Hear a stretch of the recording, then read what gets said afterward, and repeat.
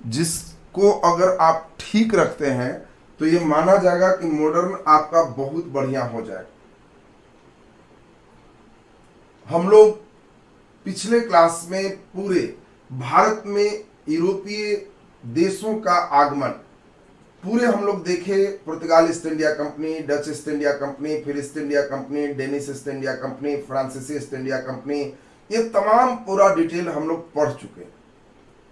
तो डिटेल मुझे लगता है कि 10-12 घंटे का लेक्चर हो चुका हो, तो आपको जान के पूरा डिटेल किए। अब हम कोशिश कर रहे हैं कि उसको पूरा एक बंधन में बांधे। कई बच्चे ने समस्या बताया कि सर जगह का नाम याद नहीं रहता, किस राज्य में है याद नहीं रहता। तो उसका बहुत सिंपल एक उपाय है। वह उपाय क्या है? अभी जो हम मानचित्र बनाएंगे एकदम सिंपल आपके लिए ही बनाएंगे, और उसमें आपको प्रयास करना है कम से कम 5 से 6 बार खुद से बना के अभ्यास करने का। और इसीलिए 5 से 6 बार जो एकदम अभ्यास करेंगे, ठीक करेंगे, उनका सही हो जाएगा। देखो, एक तो हर जगह डेट याद करने की जरूरत नहीं है। कई बच्चे हिस्ट्री मतलब डेट ही समझ लेते हैं। तो ऐसा भी नहीं है कि हर जगह त्रावणकोर में कब है, तो यहाँ बालासोर में कब है, तो यहाँ कब है, उतना याद करने की आवश्यकता नहीं। हाँ, प्रथम व्यापारिक कोठी किसी भी यूरोपीय देश का है, उसे आपको याद करना पड़ेगा।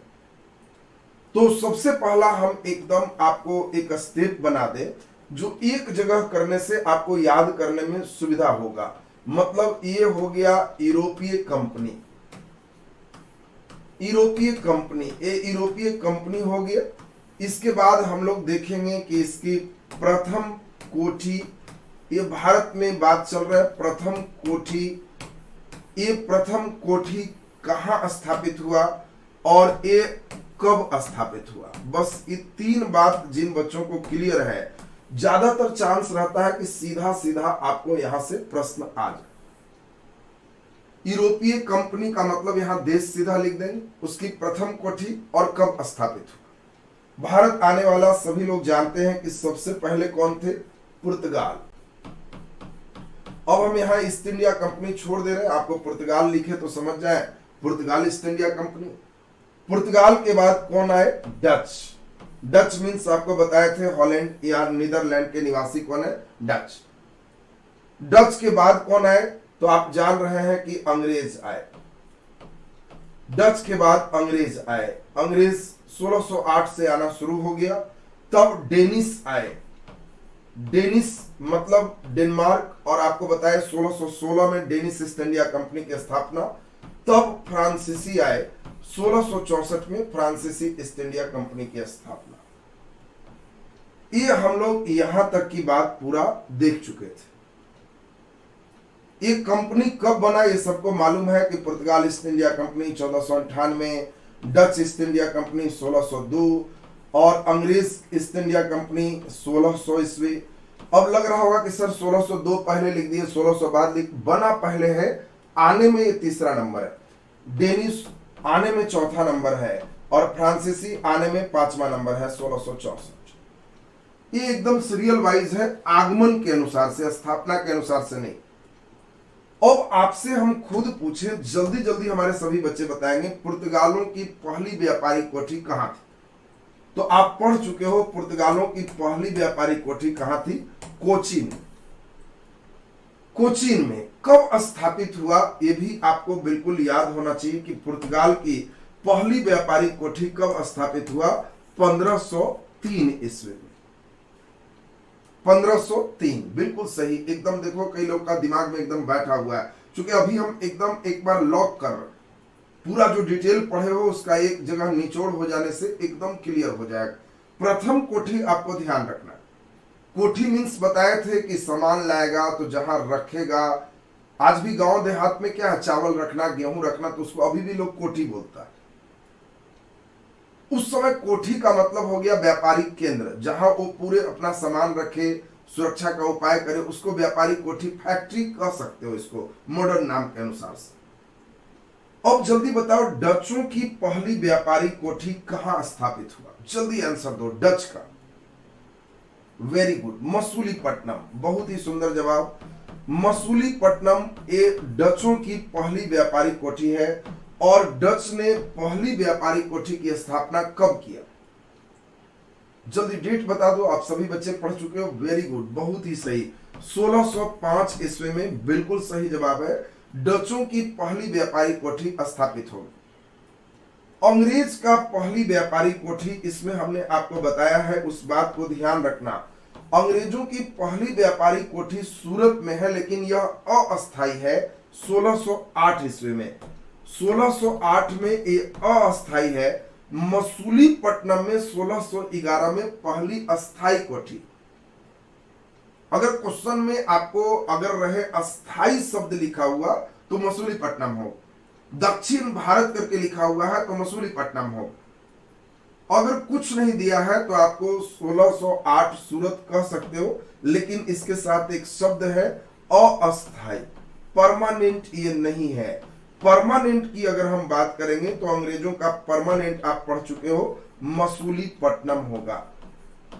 और मसूलीपट्टनम आपको अभी हमने बताया 1611, बिल्कुल सही हो जाएगा।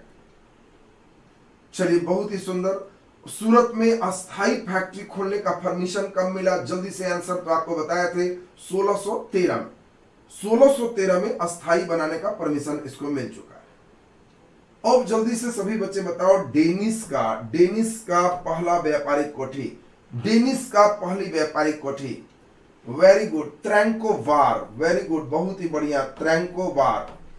त्रैंकोबार ये डेनिस का पहला व्यापारिक कोठी आपसे कभी भी पूछा जाए तो त्रैंकोबार या त्रैंकोबार बिल्कुल सही आंसर है, और यह है 1620। बिल्कुल सही कमेंट्स आपका चल रहा है, बहुत ही सुंदर। त्रैंकोबार में डेनिस की पहली व्यापारिक कोठी है 1620, बिल्कुल सही जवाब।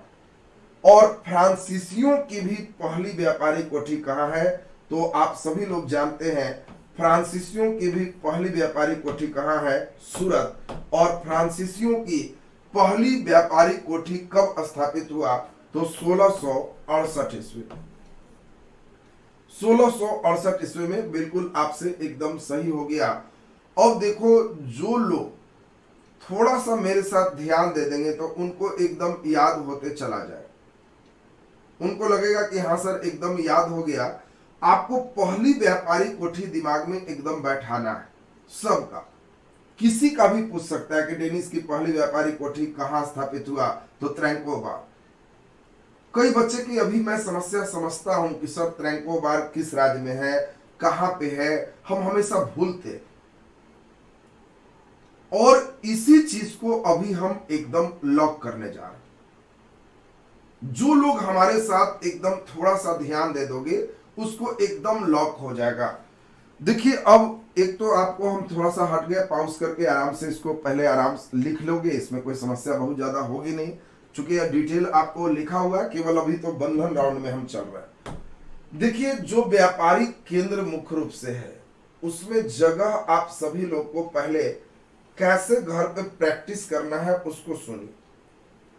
जो लोग मेरे साथ बताए हुए जो सिस्टम है इसके अनुसार से अभ्यास करेंगे उनको कोई समस्या नहीं होगी, उनको लगेगा कि हाँ सर एकदम समझ गए। सबसे पहले तो ये भारत का मानचित्र एकदम सिंपल, नीचे श्रीलंका एकदम सिंपल, ये तो कोई बच्चे बना सकते हो, ये मानचित्र में कोई बहुत भारी काम नहीं किया हुआ है। इसमें आपको एकदम शुरू से जो चलेंगे उस जगह को एक एक करके ध्यान रखना, कैसे याद करना है हम समझाएंगे। एकदम पहले जगह याद करो, फिर ये जगह तुमको बताएंगे कौन डच का है, कौन अंग्रेजों का है, सब पहले से पढ़े हो।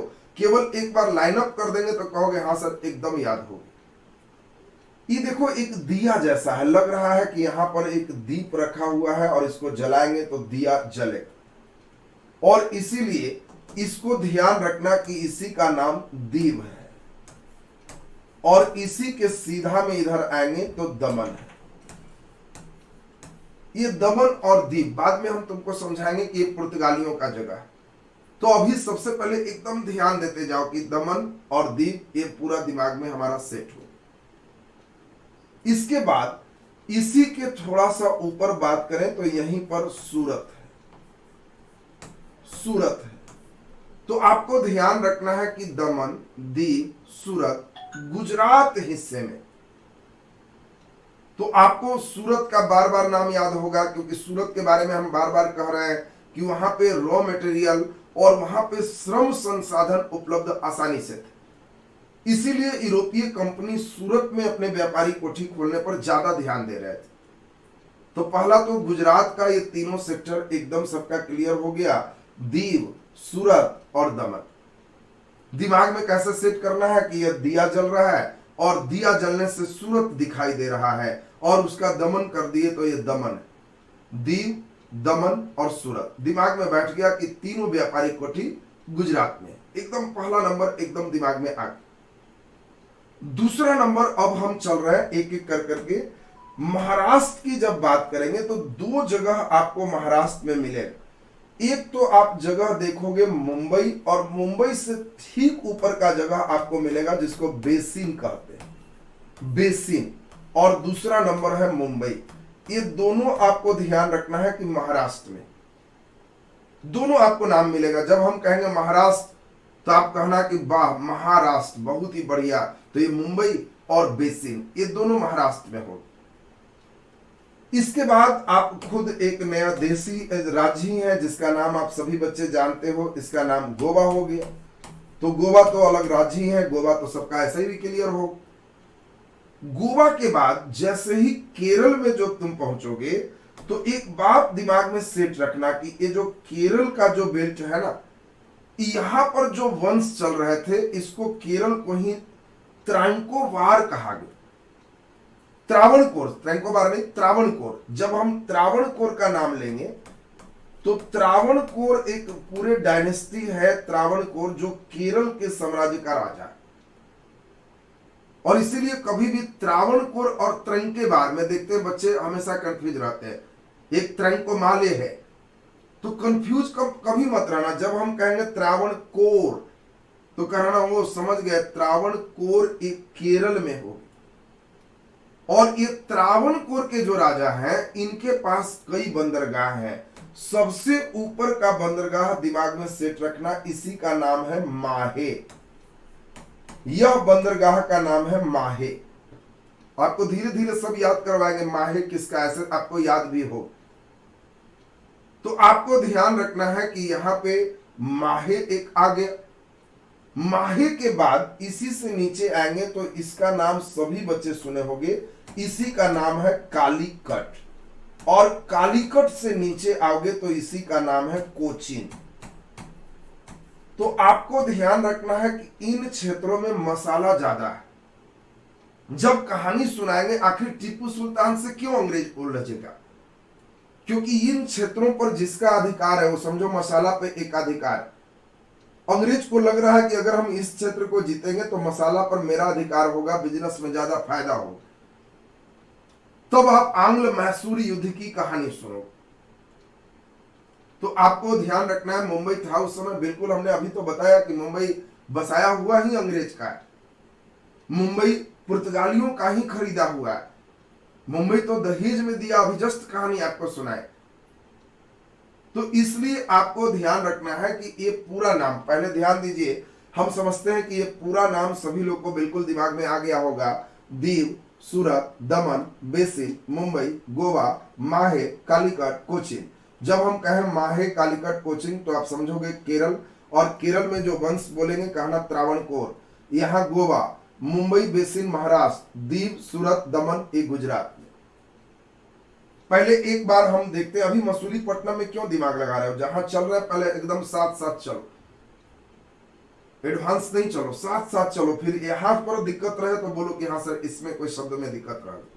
हम अभी सबको मिटा देते हैं और आपको देखते हैं कि पूरा दिमाग में ये सभी सेट है या गायब हो गया। हम सब मिटा दिए, सब मिटा दिए। अब आपसे एक एक करके चल रहे हैं तो आपको ये नाम दिमाग में आ गया कि यह दीव है। यहां पे आपको नाम दिमाग में आ गया कि सर ये नीचे दमन है, और दमन द्वीप के ऊपर की अगर दमन के ऊपर बात करें तो ये सूरत। सूरत जब हम ये तीनों गुजरात की बात हो गई। महाराष्ट्र में आए तो एक देखे बेसिन है और एक मुंबई है। इसके बाद हम लोग चले तो ये गोवा है। जब ये पूरा डायनेस्टी की बात की, तो आपको याद है केरल में त्रावणकोर, आपको ध्यान रखना है, केरल में त्रावणकोर। और त्रावणकोर में आपको हमने बताया कि जो सबसे ऊपर है वो है माहे। माहे, माहे के बाद कालीकट, और कालीकट के बाद कोची। ये पूरा आपको इधर का फेस हमने कंप्लीट कर दिया। हम उम्मीद करते हैं कि आपके दिमाग में ये पूरा बैठ गया हो। अब हम इधर से चल रहे हैं। ये पहले एक ध्यान दे दो, श्रीलंका में भी एक इंपॉर्टेंट जगह रहा है। श्रीलंका में उत्तर साइड में जाफना प्रायद्वीप है, और उस जाफना में ही एक जगह है जिसका नाम है त्रैंकोमाले। त्रैंकोमाले, अगर हम देखो यहां पर बच्चे बड़ा कंफ्यूज होते हैं। त्रैंकोबार, त्रावणकोर और त्रैंकोमाले बड़ा कंफ्यूज होते हैं। लेकिन आज सारा कंफ्यूजन आपका दूर हो जाना चाहिए कि सर अब इसमें मेरा कोई कंफ्यूजन नहीं। जब हम कहेंगे त्रैंकोमाले तो कहना वो त्रैंकोमाले, तो माले मतलब ये श्रीलंका है। त्रावणकोर कहना सर कोर, तो ये करेला खा रहा है कोर, और एक केरल है। कोर मारेंगे तो समझना कि वो त्रावणकोर मने समझना करेला का कोर, और इसीलिए, और माले मने समझना कि वो माला श्रीलंका वाला ही माला है, गोल तो वैसे ही बेचारा माला जैसा है। अब यहां से तमिलनाडु में चलो। तमिलनाडु में जब तुम चलोगे तो देखो यहां पर कई तुम्हारा इंपॉर्टेंट जगह हो। चूंकि अंग्रेज लोग जो भी थे वो सभी लोग आते ही थे समुद्री मार्ग से, इसीलिए बंदरगाह वाला जगह उनको ज्यादा पसंद। एक जगह जो तुम देख रहे हो इसी का नाम है नागपत्तनम। नागपत्तनम, नागपत्तनम कभी भी कहेंगे तो समझना कि वो समझ गए तमिलनाडु में। इसके बाद नागपट्टनम मेन एक्चुअली तंजावुर में ही है, इसीलिए एकदम जस्ट बगल में हमने तंजावुर बनाया, तंजावुर। इसके बाद हम लोग चलेंगे तो एक जगह है कराईकल। ये सब देखो तमिलनाडु में। तमिलनाडु में आपको एक एक करके सब जगह एकदम ध्यान रखना है। और इसके बाद ये बहुत इंपॉर्टेंट जगह है, इसी का नाम है त्रैंकोबार। अभी जस्ट आपको सुनाए थे त्रैंकोबार। आपने देखा कि कैसे डेनिस ने त्रैंकोबार में अपना पहला व्यापारिक कोठी स्थापित किया। अभी हम जस्ट समझाएंगे किसका कौन कहां है, ये सब याद हो जाए, लेकिन पहले जगह याद हो जाए। तो आपको ध्यान रखना है कि बार तो कहना बार करना है तलवार जैसा इधर तमिलनाडु, और कोर तो करेला, अब माले तो कहना कि माला ये श्रीलंका। ये तीनों नाम में मैं अक्सर पाता हूं बच्चे बड़ा कंफ्यूज होते हैं। जब हम बोलते हैं त्रावणकोर, त्रैंकोबार, त्रैंकोमाले, बड़ा कंफ्यूज रहते हैं। और इसका इलाज सिर्फ एक है, मानचित्र के द्वारा ही इलाज हो सकता है और कोई इलाज नहीं। और ये तुम खुद ही कर सकते हो, दूसरा कोई इलाज इसका नहीं। इसके बाद सिर्फ एक और हम चले तमिलनाडु में ही, इस जगह का नाम है पांडिचेरी। बस तमिलनाडु का सेक्टर कंप्लीट हो। अब यहां पे आपको दिमाग में सेट कर लेना है एक और, अभी यहां पर देख रहे हो इस जगह का भी नाम कर ले मद्रास, वहीं के सेक्टर में। तो पहला देखो ये तमिलनाडु का सेक्टर एकदम तुमको ध्यान रखना होगा। मद्रास, पांडिचेरी, त्रैंकोबार, कराईकल, तंजावुर, नागपट्टनम, एकदम दिमाग में आपका सेट। इसके बाद अब हम चलेंगे आंध्र प्रदेश के हिस्से में। तो आंध्र प्रदेश में आपको सबसे महत्वपूर्ण नाम है, इसी का नाम है मसूलीपट्टनम। आंध्र प्रदेश में यह जो जगह देख रहे हो इसी का नाम है मसूलीपट्टनम। और मसूलीपट्टनम को ही कई जगह मछलीपट्टनम भी लिखा रहता है। एक ही बात है, कंफ्यूज मत हो। मछलीपट्टनम कहे चाहे मसूलीपट्टनम कहे, तो आपको ध्यान रखना है कि मसूलीपट्टनम या मछलीपट्टनम ये दोनों ही आंध्र प्रदेश में। और एक जगह और आंध्र प्रदेश में है जिसका नाम है यनम। यनम आपको ध्यान रखना है, जब हम बोलेंगे यनम तो कहना कि वो समझ गए यनम भी कहां है, आंध्र प्रदेश। इसके बाद उड़ीसा में चले आएंगे तो उड़ीसा में जगह हो गया बालासोर। उड़ीसा में जगह हो गया बालासोर। अब सबसे ज्यादा इंपॉर्टेंट आपका है ये बंगाल का सेक्टर। बंगाल सेक्टर में आप सभी लोग जानते हो कि बांग्लादेश में एक इंपॉर्टेंट जगह रहा है जिसको पुर्तगालियों ने महान बंदरगाह की संज्ञा दिया था, महान बंदरगाह। और सभी लोग को याद है कि महान बंदरगाह किसको कहे थे, तो ये आप सब बच्चे को याद होगा कि महान बंदरगाह चटगांव को बोले थे। और इसीलिए जब हम चटगांव का नाम लेंगे, चटगांव का नाम लेंगे तो आप समझोगे कि बांग्लादेश में चटगांव है। और फिर पुर्तगालियों के बारे में समझाएंगे तो आपको क्यों महान बंदरगाह है, क्या है, कहानी कहें। यहां पर अब एक एक करके चलें तो आपको बंगाल में ही एक जगह है फ्रांसीसियों की बस्ती चंद्रनगर। बंगाल में ही हम लोग देखें कोलकाता, कोलकाता। बंगाल में ही हम लोग देखें इसमें कासिम बाजार, बड़ा इंपॉर्टेंट जगह है कासिम बाजार, कासिम बाजार। बंगाल में ही एक जगह है बहुत इंपॉर्टेंट, इस जगह का नाम है पिपली। पिपली बहुत इंपॉर्टेंट है, ये सब एकदम दिमाग में आपका बैठना चाहिए। जैसे ही कहेंगे पिपली कहोगे वो सब समझ गए, पिपली मीन्स हो गया बंगाल। पिपली बोले मैंने समझो कि बंगाल। तो कासिम बाजार, चंद्रनगर, कलकत्ता। इसके बाद एक और बिल्कुल सही बता रहे हैं श्री रामपुर। आपको याद है श्री रामपुर कॉलेज की भी बात हम किए थे। श्री रामपुर या श्री रामपुर एक ही है, तो श्री रामपुर कहें श्री रामपुर कहें सब एक ही। इसके बाद इसी में आपको कलकत्ता के नजदीक एक जगह और कर दे, इस जगह का नाम ही हो गया हुगली। तो आपको इतनी बात जिन बच्चों को कलकत्ता में क्लियर, पश्चिम बंगाल में क्लियर है कि पश्चिम बंगाल में हुगली, कलकत्ता, चंद्रनगर, पिपली, श्री रामपुर, कासिम बाजार, ये अभी इंडिया में, चटगांव एक बांग्लादेश में है। बाकी पटना वगैरह ये सभी व्यापारिक कोठी के रूप में ये रहे। अब अभी डच का श्री रामपुर था, किसका क्या था, ये तो एक स्टेप में हम लोग सीखेंगे। अभी हम कोशिश यह कर रहे हैं कि सभी बच्चे एक बार अपने से घर पे बैठ करके, हाँ बिल्कुल, एक बच्चे कहे पुलिकट, बिल्कुल सही, उनका भी कहना सही है। पुलिकट एकदम लास्ट में आप बना सकते हो, चूंकि पुलिकट आज के डेट में आंध्र प्रदेश और तमिलनाडु दोनों के पास है। और आपको समझाए भी थे, याद होगा सभी बच्चे को कि जब पुलिकट की बात किए थे तो ये भी बताया थे कि जब पुले कट गया तब मिलेंगे कैसे, तब मिलेंगे कैसे, इसलिए तमिलनाडु में पुलिकट है। ये सभी बच्चे को याद भी करवाया था।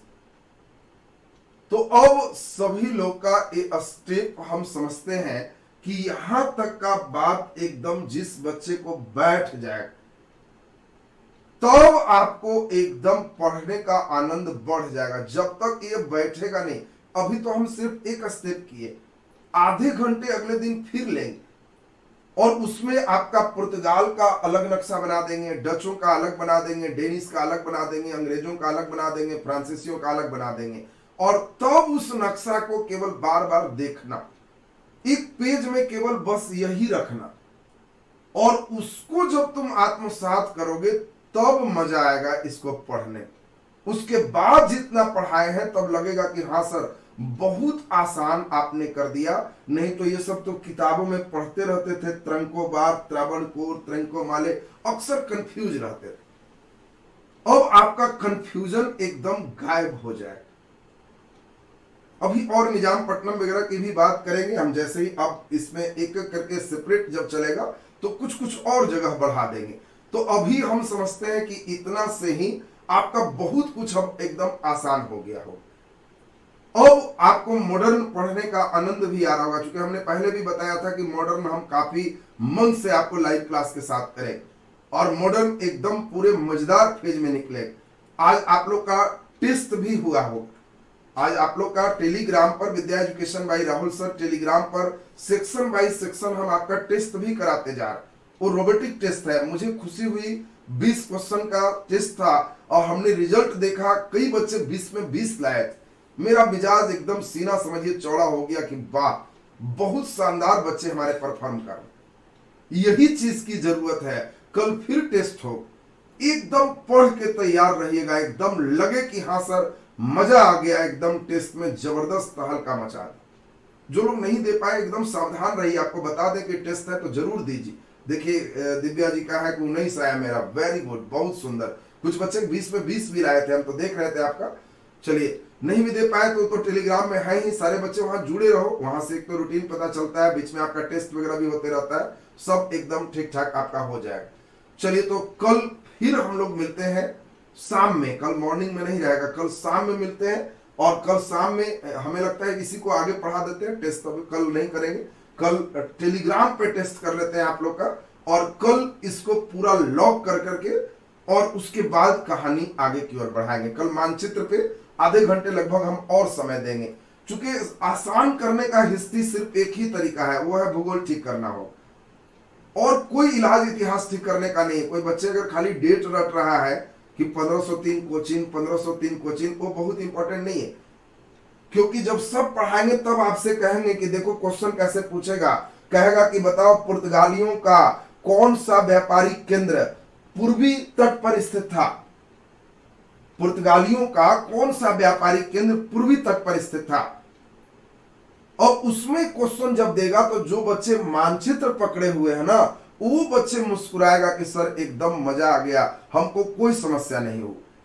अब बताओ तुमसे क्वेश्चन दे रहा है पुर्तगालियों का कौन सा व्यापारिक केंद्र पूर्वी तट पर था, अब क्वेश्चन चॉइस दे देगा कोचीन, बी में दे दिया गोवा, सी में दे दिया बेसिन, और डी में दे दिया चटगांव।